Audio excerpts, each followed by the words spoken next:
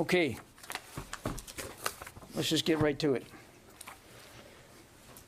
I think you saw today the President announced and authorized another presidential drawdown of security assistance valued at up to an additional $800 million, tailored to meet urgent Ukrainian needs for today's fight as Russian forces shift the focus of their ruthless aggression now to eastern Ukraine.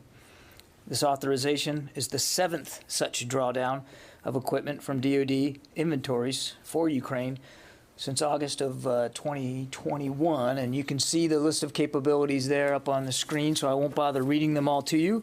Some of them are reinforcing capabilities that we have already been providing Ukraine, and some of them are new capabilities that we have not provided to Ukraine.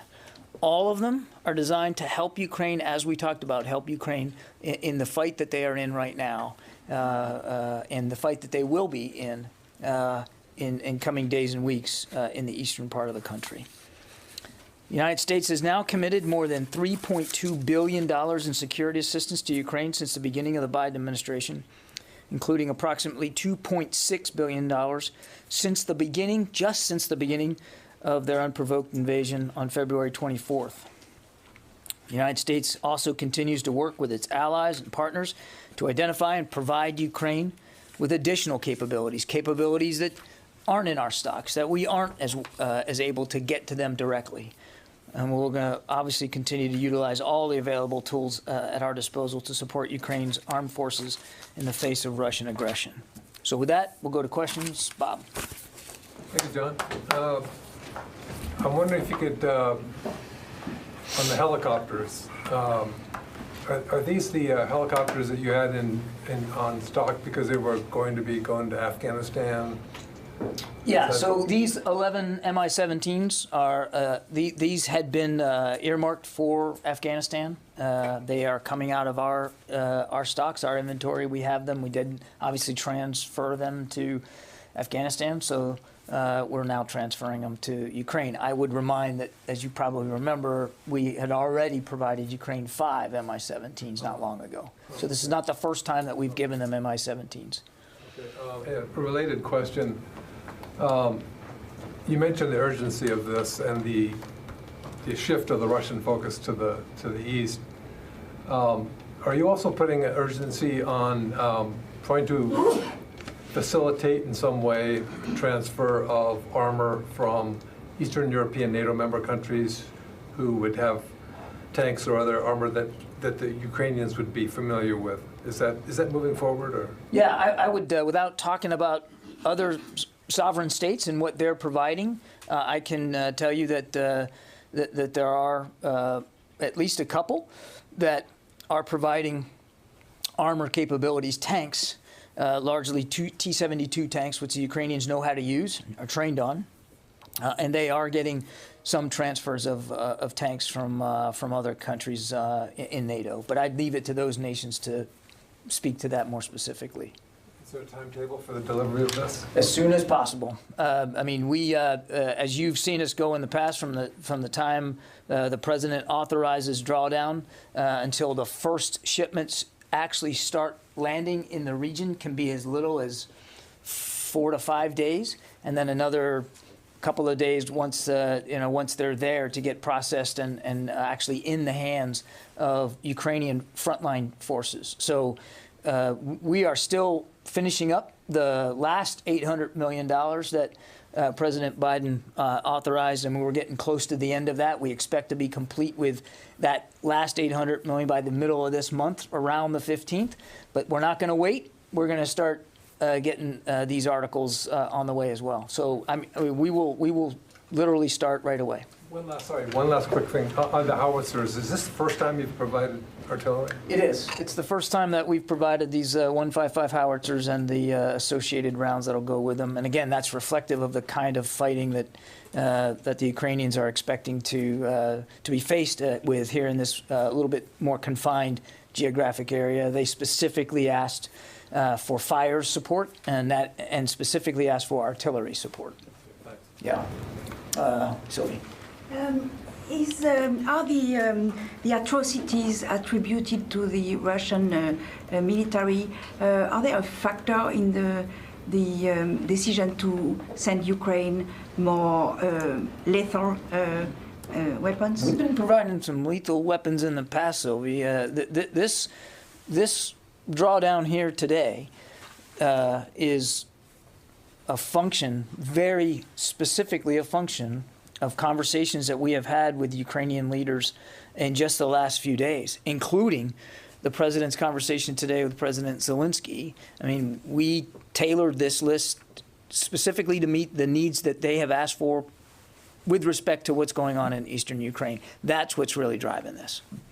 Travis? Yeah, we heard a senior defense official say earlier today that U.S. troops in Europe may be tapped to help train Ukrainians on weapons systems. And I'm wondering, since we've seen this announcement of this additional security assistance, or whether there's any more clarity of whether troops will actually be doing that training, which troops may be doing the training, and if there are any particular items on that list that service members may be able to help with. So we do anticipate that some of these items will require some additional training for Ukrainians. We haven't. We're still working through what those options are going to look like, what that training is going to look like, how many U.S. troops are going to be involved in it, where is it going to be, how long. It's going to depend. We're still working our way through that. But we believe that we can put together appropriate training for some of these systems very, very quickly. These are not highly complex systems. The systems that will probably require some additional training for Ukrainian forces are the howitzers. The TPQ-36 counter-artillery radar, not a very difficult system to operate, but it's not one that they have in their inventory. Thank you for that. Go to the MQ-64, MPQ, sorry. The Sentinel air surveillance. This is an air defense radar system, a 3D phase array, and that also is going to require a little bit of training on for that. Go back to the main list if you could. So we already talked about Switchblade training. That has already occurred, and we know that there'll probably be a need for some follow-on Switchblade training for, again, training more trainers, if you will. They might need some training on down at the bottom there, the optics and laser rangefinders, but that won't take very long. It's not a very those aren't complicated systems, but they might need some of that, and perhaps some basic training on the claymores. But the big ticket items that will require some training are those radars and the artillery systems. Again, we're still working our way through what that's going to look like, where, when, how many. It's more likely than not that what we would do, because they are in an active fight, is a train the trainers program. So pull a small number of Ukrainian forces out so that they can get trained on these systems and then send them back in. It won't be a cafeteria style. It'll likely be tailored. We'll pull troops out that, for instance, artillerymen, to learn the howitzer, and then go back in and train their colleagues, rather than take an artilleryman and make them responsible for, training everybody on all these systems. So we'll do it in a tailored fashion. But again, we're working our way through that right now. If I could just follow up, since the beginning of the conflict, there's been concerns about escalation and U.S. involvement, and I'm wondering if this U.S. training, if there are any concerns of whether this is going to look like some type of escalation or be interpreted that way by the Russians. I can't speak for the Russian side of this. Let's go back to basics. Ukraine was invaded in an unprovoked way by Russia. They have suffered a lot of casualties, damage to so many cities. Millions of Ukrainians have now become refugees inside and outside their country. This was a war they didn't deserve. It's not a war that they certainly didn't ask for. There was no reason for Russia to invade Ukraine at all, particularly when Mr. Putin had diplomatic options on the table. We committed from the very beginning, even before the invasion, to helping Ukraine be able to defend itself. This is of a piece of that. And this is representative of the kinds of capabilities that the Ukrainians themselves have asked for and said they need as this fighting now gets focused on the eastern part of the country.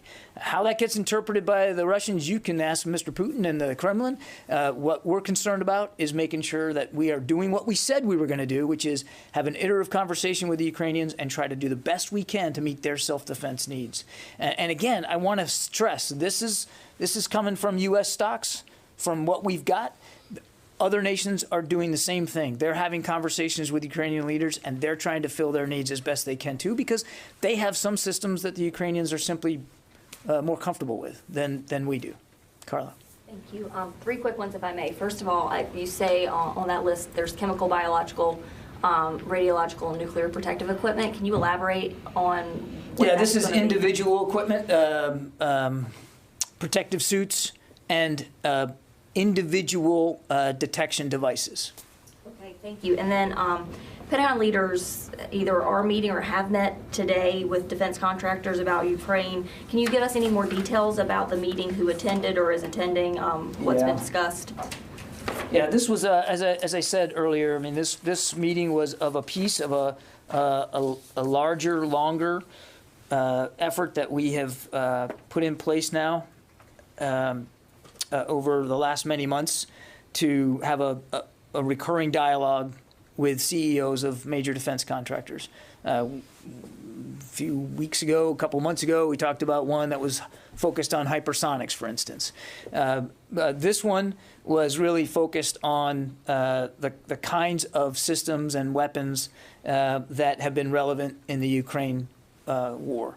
And we wanted to make sure that we had a good, honest, candid discussion with these CEOs about the systems that they're producing, about the rate at which they're being produced, about the possibility for accelerating some of those production lines and expanding them based on the heavy draw on our inventory to support Ukraine. Now, I want to stress that we have not reached a level of inventory of any of these systems that are impacting our readiness abilities. But we don't want to get to that point before we start to have a conversation with industry about replenishment and the production line going forward. And so that's what this was all about. It was part of a normal, scheduled, routine conversation that we have with defense industry leaders, but obviously focused much more specifically on what's going on in Ukraine. So Boeing was represented, L3 Harris was represented, Raytheon, BAE Systems, Lockheed Martin, Huntington Ingalls, General Dynamics, and Northrop Grumman were all represented today. Okay, and it was a good discussion. We were very grateful. I want to say that right at the top. Very grateful for their willingness to come on in and have this discussion. The Deputy Secretary Hicks kicked it off. She led it, and again, I would fully expect that there'll be additional such roundtable discussions going forward with these CEOs and perhaps others as time goes on. Okay, thank you. And then one more, if I may. Can you confirm the reporting that's out there that the Biden administration is moving to significantly expand intel sharing with Ukrainian forces that could potentially help them take back I've talked about this territory? before, Carla. We as the fight has changed, as the geographic concentration has changed for Russia, and they're focusing more on the Donbass. You heard the Secretary talked about this in testimony, that we felt it was important that we needed to update the guidance on intelligence sharing with the Ukrainians based on developments on the ground, and we're doing that. Yeah. Yeah. Can I ask about the helicopters? How are they actually getting into Ukraine? Is it Ukrainian pilots basically go pick them up, then fly them in there, or? Yeah, we're still working. I mean, they'll be shipped over into the region, and then I don't know whether they'll be trucked in or I don't have the specific data on exactly how each helicopter is going to get inside Ukraine. But it wouldn't be U.S. pilots at all? No, Okay. no U.S. pilots flying the helicopters in Ukraine. No. And also on the nuclear protective equipment, following up the question, was that a response to anything specific that we've seen that Russia would consider to do in Ukraine when it comes to? We believe, actually, the Ukrainians believe it's the prudent thing to do. We've talked about this. We have talked about indications we've had in the past, weeks ago, that the Russians might resort to the use of chemical or biological weapons, and so based on talking with the Ukrainians about protective gear, and again, keeping in mind that we're We're looking at operations in a much more confined space now. The Ukrainians asked for this, and we have it, so we're going to provide it. Is it based on a specific credible threat of a use in a neighborhood or a particular area? No. But it's certainly based on long-standing concerns we've had about the potential for the Russians to use these kinds of weapons. And again, everything on this list was a result of a conversation with the Ukrainians themselves about what they needed. I can't stress that enough. We're not foisting stuff upon them because, we just think it's a good idea. This is all stuff that we've talked about with the Ukrainians. Yeah. The howitzers. Who are you? I'm Mike Stone. I'm from Reuters. Okay. The howitzers, are those M777s from the Marines? And how did number 18 get arrived at? And should we look at additional tranches? I mean, I don't have anything to speak to with additional tranches. I mean, this one's just now getting announced. I'm not going to rule out the possibility of additional howitzers. I don't have the exact variant available for you, but they're artillery pieces, as you know, very capable ones. And again, the Ukrainians have made it clear that in this fight that's coming, artillery is a critical need, not just the artillery piece itself, but the rounds that go with it. And you can see there's 40,000 rounds that are going on with this. And we will be in an iterative conversation with them going forward. And if they need additional artillery rounds, clearly the United States will do what we can to fill those needs. Yeah, in the back there. Joe Gould from Defense News. Yeah. Hey, also on the artillery, we've seen Russian forces using standoff range missiles and artillery against the Ukrainians. Is this a bid to help even the odds by providing Ukraine with a similar capability? It's very much an effort to give the Ukrainians every possible advantage in this fight that's coming.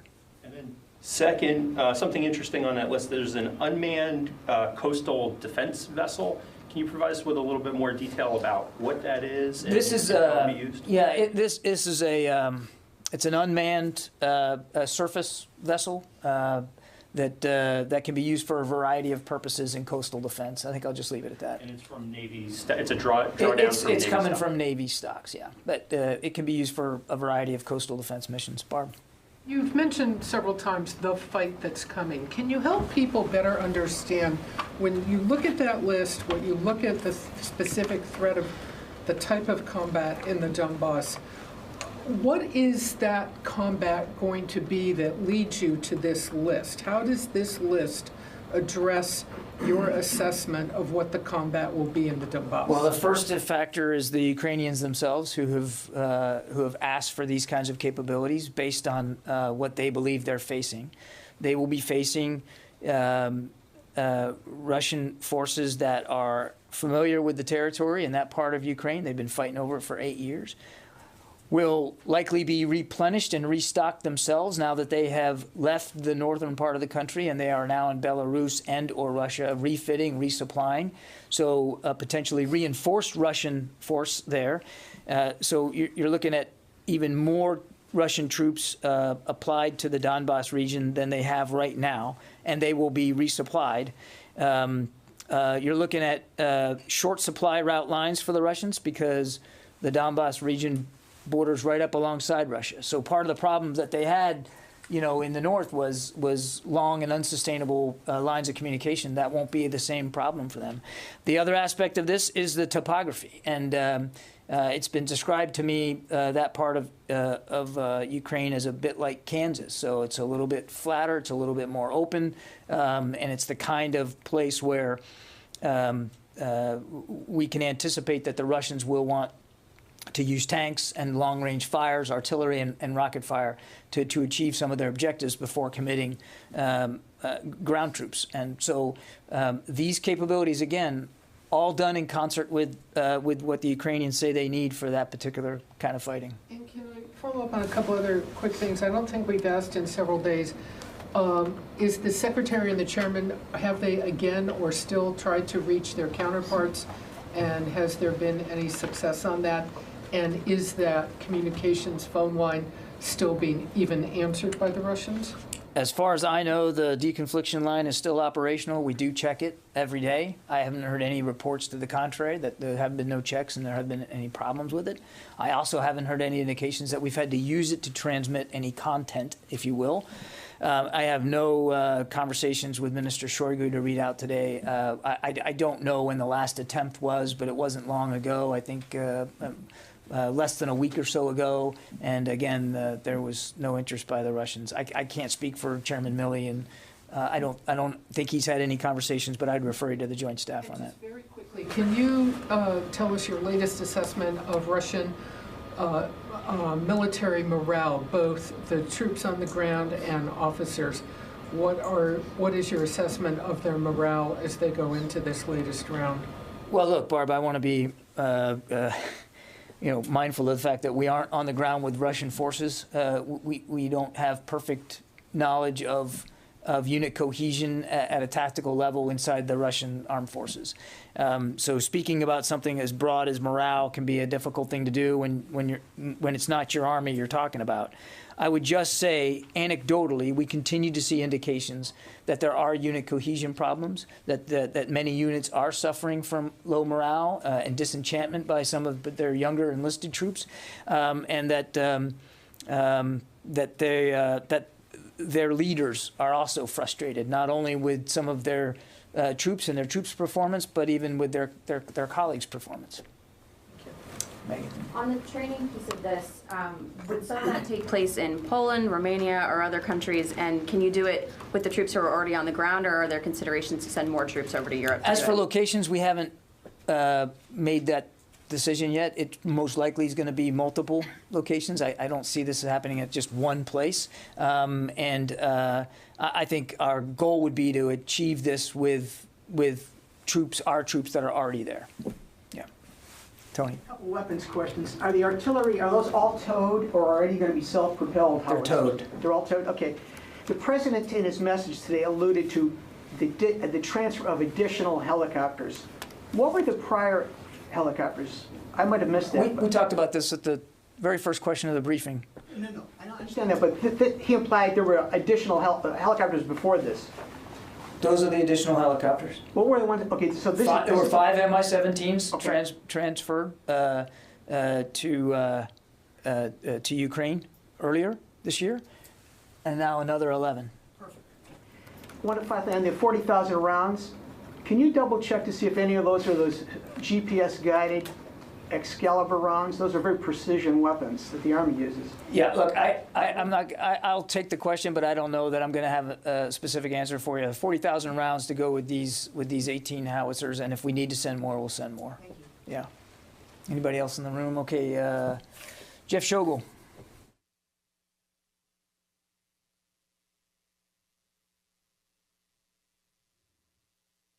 Sorry about that. I'm sorry if this has already been asked, but we had seen some reports yesterday that the Mi-17s would not be included in this package, and now they are. Can you explain where things stand? I cannot explain reporting based on leaked documents. All I can do is talk to you about what the President authorized today. The President authorized 11 Mi-17s today. Let's see, Tara Kopp. Thank you. I wanted to get back to the helicopters. Sending aircraft to Afghanistan by this administration had previously kind of been seen as a stopping point, it seemed, for its escalatory potential. But you mentioned that there were 5 that were sent previously. Were they sent before Russia instigated this invasion? And then if you could talk a little bit more about it seems like now, because of Russia's brutality in Ukraine, there's less of a concern about what Russia might find as escalatory anymore. I'm sorry, but I'm just going to have to challenge the premise of the question. It's not about, it's not that we aren't still concerned about escalation management. That's the responsible thing to do, and every decision we're making, and I've said this before, every decision we're making is we balance the needs of Ukraine to defend itself with our responsibilities, our absolute responsibilities to think about escalation management. And if we weren't you should challenge us on that. But these decisions are all done prudently. I don't know the exact date the previous 5 helicopters were transferred. I'll see if we can find that. But these are all items that the Ukrainians have said that they could use and need, and that we can get them readily. And so we're focused on doing that. Mike Brest. Asked and answered. Thank Heather from USNI. Hi, thank you so much. A couple questions. First, I was wondering if you have any comments on the reports that Russian troops are taking merchants from their ships, and saying that the Ukrainians are the ones removing them. And then I wondered if you had any comments on the fact that India and the United States talked about using Indian shipyards to help repair American ships today. Sorry, Heather, I don't have anything on your first question, and I'll take your second question and see if I can get back to you. Jared from Al Monitor. Hi, Mr. Kirby. The Fifth Fleet Commander, Vice Admiral Brad Cooper, said earlier today that I'm sorry to detract from the main focus here. The combined maritime force would stand up a new joint task force in the Red Sea and the Gulf of Aden. Will this unit be tasked with interdicting arms shipments from Iran's IRGC to Yemen's Houthis? And then I have a follow-up. To the Fifth Fleet and to the Navy to speak to that one, Jared. Thanks. And then just wondering if you can confirm, The Guardian reported earlier this week that Iran-backed militias in Iraq have helped smuggle RPGs and other arms to Russia via Iran, including possibly the Iranians authorizing the sending of an Iranian-made air defense system. Do you have any comment or any confirmation on that? Thanks. From that either, Jared. I'll have to see if we have anything on that. I mean, obviously, we've seen Iran's support for proxy groups and terrorist groups throughout the region, but I can't give you anything on that. Louis, did you have one? Yeah, a couple of questions. We've talked about this phone conversation from last week with Jake Sullivan, the Zelensky team, and General Milley. How much of this was part of requested by the Ukrainians, like full on by the Ukrainians? Was there more that they wanted that they didn't get in this, that maybe you redirected to other countries, for example, like the UK, which has provided coastal defense system, missile systems, as opposed to something that's not a... Yeah, I don't have a readout of that call. I'd refer you to the NSC to speak to that. I can tell you that Secretary Austin speaks very frequently with Minister Reznikov. You saw that the president spoke with President Zelensky again just today. This list comes right out of those conversations. As I said earlier, the Ukrainians have asked for other systems and capabilities that we simply don't have, and that we are working with allies and partners to help them get those kinds of systems into Ukraine. But those nation states have to speak for themselves. I'll let the Ukrainians speak for whatever specifics they had on their shopping list. I'm not going to do that for them, and I'm certainly not going to talk for other countries that are also providing systems that they have and that are available to them. What I can tell you, again, two things. One, this list came directly out of a conversation, multiple conversations with the Ukrainians in the last few days as we began to see the Russians now start to reprioritize the Donbass fight. And two, we're going to have those conversations going forward. We'll iterate this, and there may be additional drawdown that's authorized. There may be additional shipments of other kinds of systems. And then I guess number three, the Secretary has been tireless in personally working with allies and partners to help them also flesh out some of those needs for capabilities we don't have. For instance, the S-300 that the Slovakian government announced that they were going to send. I mean, that was a result of obviously a lot of great work in Slovakia, but also from the Secretary's personal diplomatic efforts to work that closly. We've also heard from officials about the significant ramp up and how quickly the previous materials have been getting into the Ukrainians, and the great logistical effort that's been undertaken to make that happen. Some of this is a much heavier lift, literally, because some of these, I mean, when you move an entire division, let's say, worth of armored personnel carriers, you usually have to do that via ship. which can take a longer time than airlift. I mean, are we going to see that similar op-tempo that you've seen for these smaller weapon systems for something like this? The short answer is yes, Louis. I mean, look, I can't tell you as we talk at 3:15 here on Wednesday afternoon exactly when the first plane with the first items on this list are going to lift off and where that's going to come from. Not all of them not all of it has to necessarily come from the United States. But I will tell you that the Secretary is committed to moving this material as quickly as possible. And again, let's go back to the first $800 million, not the first, but the last time that the President authorized an amount of this, the $800 million. I mean, that's closing out here in just a few days. It's incredible. And I can tell you that the Secretary has made it clear to the Department that he wants that same sense of urgency to apply to this as well. So I can't give you a system right now, I'm sorry, detail right now about the shipment schedule, but as we can, I certainly will. All right? Yeah, motion. The senior defense official recently said that Russia still has between 80 to 85% of its combat power available to them. I was just wondering if you had an update to that number. I'd be careful here at the podium detailing issues of intelligence like that on Russian combat power. I will tell you this, though, that they still have a significant amount of combat power and combat capabilities available to them. As we talked about earlier, they have moved forces out of the north. They're going to refit, resupply those forces, and we believe, in fact, we've already seen that they're pushing some of those forces back into Ukraine just to the north of the Donbass. And we would expect that reinforcement to continue. But again, enumerating that would probably not be something I'd want to do from the podium.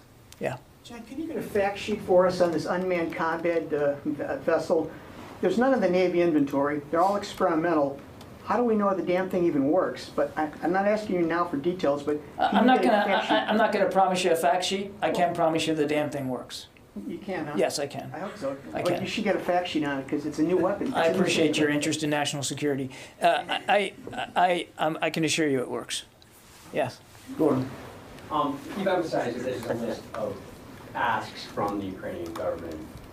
But, to Louis' question, there are other things they would like to have that the U.S. does have in its inventory, other kinds of jet fighters or whatever. And so is it more accurate to... They haven't asked for, you mean jet fighters that are in our inventory? Yeah, I think that they would like more jet fighters that that are in the U.S. inventory, or at least have hinted at that, and other weaponry. I'm just wondering, is this more like the agreed upon list between the U.S. and Ukraine, not just what they want? Because it seems like a wish list, but clearly it's curated. I mean, but it very much reflects what they need, and it's a outgrowth of actual, no kidding discussions that we've had with Ukraine, being very candid about what we have and what we can make available to them and what they need. So certainly there's an element of curation here. You would think that would be the appropriate thing to do. And they have other capabilities, again, that we simply can't help them with, but other nations can, and the Secretary is personally working that. Yeah. Are all these weapons available right now? Or do you have to wait for the manufacturers to produce them? These are all available in our stocks right now. Yeah. Okay. Can I have one clarification? So you've laid this all out. You continue to lay it all out as for the fight in Donbass, right? I mean, if I'm understanding you correctly. How is it not too late? This is going to take a while to get there. Both the U.S. and Ukraine have known the fight in the Donbass is coming. How will this not be too late? We are going to move this as fast as we can, Barb. And I would remind you that it's not like the other material that we've been sending isn't also being used or has been useful in the Donbass. It has been, but in recognition of what the Russians are preparing to do, they're not doing it now. They're not fully up to readiness for this renewed push they want to put in the Donbass. We recognize that, and we're taking advantage of every day, every hour to get this stuff there as fast as we can. What is your assessment? Because the administration has been very public. The Russians are resupplying, retrofitting, and moving everything towards the Donbass. Yeah. So what's your assessment on how much time you have? I'm not going to detail that kind of stuff here at the podium. We have a good sense of Russian efforts to resupply and refit and to reinforce. As I just told most, we already have seen that in some cases they are reinforcing now.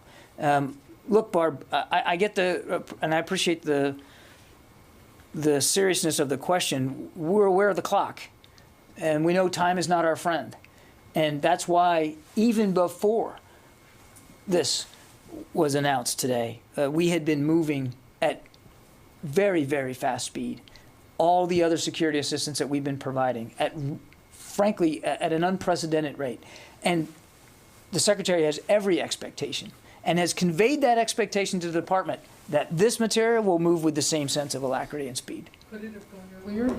We are, and I would also remind, we're in constant conversations with the Ukrainians. Everything we've been sending is based on conversations with them.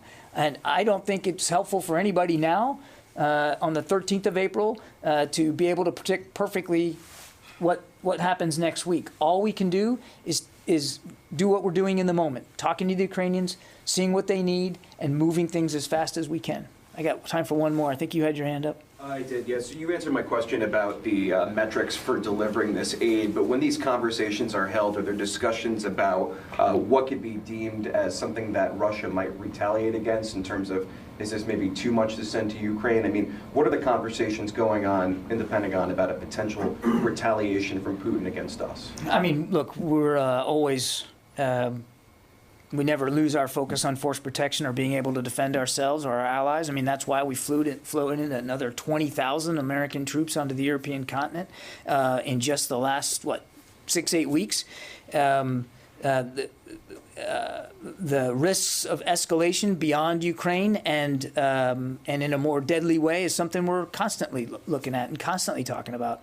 As I answered to, I think it was Sylvie, I mean, escalation management is a big part of leadership here at the Pentagon, not just with respect to Ukraine, but all around the world. That's what we get paid to do. So we're certainly factoring in those concerns as we work with the Ukrainians. But the main focus is helping Ukraine defend itself and getting them the kinds of systems that they need most. Okay, Tony, another one? Hey, this is a clarification. You're killing me, Smalls. Go ahead. The last line on the Claymore mines, it's got consistent with the Ottawa blank. Ottawa Senators, Ottawa Treaty, what is it? Thank you for noting the typo. The Ottawa Mine Treaty. And what is that in layman's language? For signatory nations, they agree to not purchase or transfer or accumulate anti-personnel mines. So they can't transfer these, they have to use them or destroy them. Claymore mines, if you look at the treaty, Claymore mines are exempted from the treaty. Yeah. Okay, thanks everybody, appreciate it.